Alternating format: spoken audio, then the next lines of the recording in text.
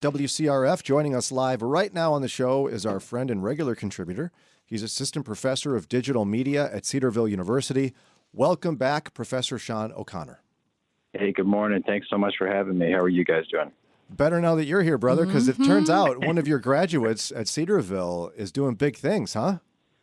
Yeah, it's funny you played that For King and Country song right just now because one other person, another Cedarville graduate from the last 10 years of our media program, he edited the music video to that song. Really? So it's cool to celebrate when some of our graduates are able to do, really cool projects like that. Yeah, and that's the thing that a lot of people don't think about is there's so many jobs available and types of work you can do in the area of media where it's anything from performing to editing, like you're saying. So, and directing, dare I say, or writing. Which of these is the case for the Christian movie that's coming out? Right, yeah. So there's a film being released nationwide this weekend, produced by a 1990 Cedarville graduate named Mike Davis, who was a communications student at Cedarville and on the soccer team and was very involved and has since been a producer for some faith-based films and TV programs and things like that. And the film that he's most recently worked on is called Paul's Promise. It's based on a true story, faith-based film. I encourage anybody who's interested in hearing his story.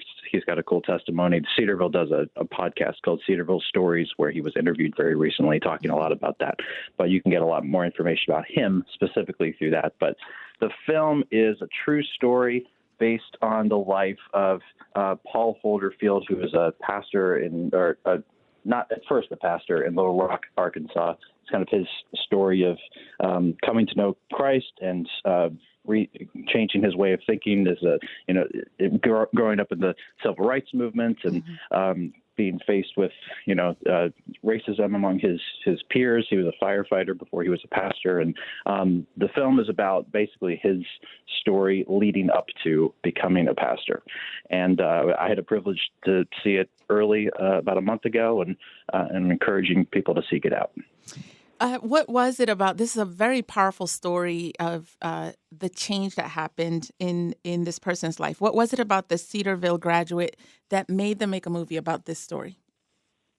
Well, I think a big aspect of the film that makes it really unique is just it's a very much a family drama, and I think you have this character of Paul Holderfield, but you also in the film see his wife, his children, and his mother in particular. A lot of the film is spent kind of her as she's, approaching her last days, and she is close to the Lord, and she wants her son to know the Lord because their family has had a lot of trauma and abuse from his father in particular and things like that she has been able to reconcile, but she knows that he hasn't. And so part of the story is her praying for him and, even as she's dying, basically, praying on his behalf, interceding on his behalf. And I think, there are a lot of families and Christian audiences that can really glean from that story, either from one of those sides. Now, could you help us understand the role of producer when it comes to filmmaking? As this Cedarville grad is producing the film, a lot of people don't even know what that means.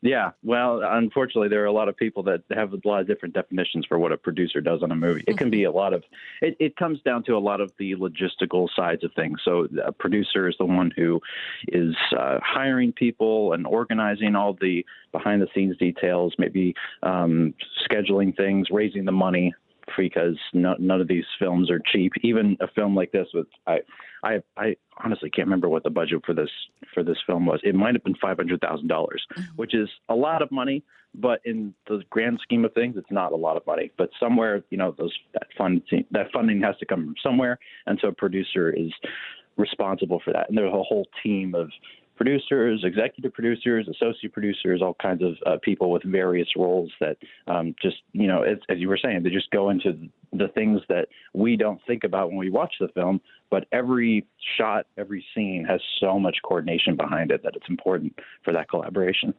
I know you've mentioned the challenges with Christian movies and how available they are. Right. Is this one we should expect to see anywhere, and how limited is it going to be compared to others? Yeah, that's a great question. So the last time I was on the program, we were talking about some of those faith-based films that are only in theaters for like a few days through like Fathom Events and those groups. And there are some films on the opposite end of the spectrum that they go into theaters not through a studio like Sony or something that puts them in theaters for a couple of weeks. They kind of do it themselves. Mm-hmm. And every once in a while you see examples of that. There was a film last month that came out called Running the Bases that had that similar strategy for a faith-based film, like self-funded, self-distributed in theaters. And Paul's Promise seems to be doing a very similar thing. And if you go to paulspromisemovie.com, you can see not only where it's playing, but where you can request it to be played. I just looked it up this morning. I think at this point, the places it's playing in the Cleveland area are Elyria and 2 theaters in North Canton. And that's about it. But there's a page on the website where you can fill out some information and kind of demand it for your part of the city. And if they get enough requests for that, you can, they can potentially work it out to play it at your local theater. So I'd encourage you to seek it out. So in Elyria, it would be at Cobblestone Square Stadium. That's right. And it's I really like the storyline when you go online to check it out. Now, our friend Ron was really impressed that they somehow managed to get Superman to be part of the film. Can you They did, yeah. Can you explain how that happened? Yeah, Dean Kane is in it. Nancy Stafford of the show Matlock, I believe, is in a supporting role in the film. Sherry Rigby, who has been in films like Overcomer and other faith-based films that maybe we've seen, she has a role in the film. So it's several names and faces that people recognize, but also some new faces that tell the story. I think they did a great job with it.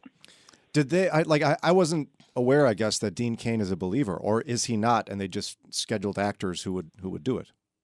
Well, with that aspect, as an audience member who has no personal relationship with some of these cast or crew, it's unfortunately hard to tell. I know that he's done several of these projects before. I'm pretty sure he did at least one of the God's Not Dead films.